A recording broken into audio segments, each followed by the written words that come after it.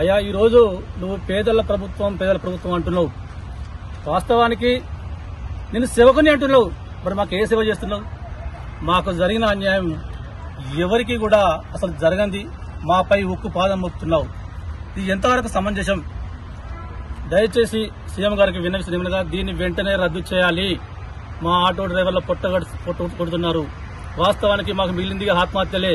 ఒకప్పుడు తెలంగాణ కోసం ఏ విధంగా ఆత్మహత్యలు జరిగినాయో ఈ రోజు మా ఆటో డ్రైవర్ల కోసం తప్పకుండా ఆత్మహత్యలు జరుగుతాయి. నువ్వు చూస్తావు, నీ ప్రభుత్వానికి శాపం తగులుతుంది. దయచేసి మమ్మల్ని గమనించుకోండి.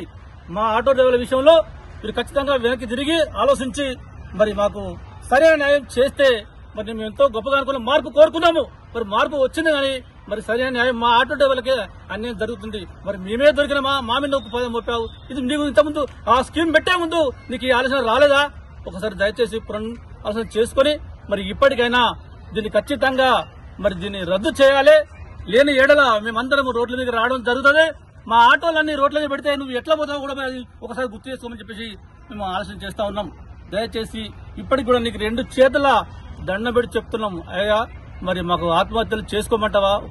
ఒకసారి ఖచ్చితంగా ఇప్పటి వరకు ఏం మాట్లాడతలేవు.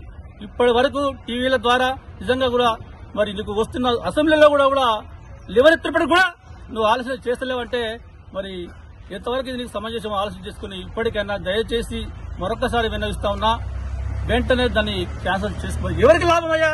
అది టీచర్లకు, ఎంప్లాయీస్ కు, ఉద్యోగులకు, వ్యాపారులకు లాభం. నా భార్య ఉంది, రోజు ఆ బస్సు ఎక్కుతుందా? ఈ బస్సులో నా భార్య రోజు ఎక్కుతుందా?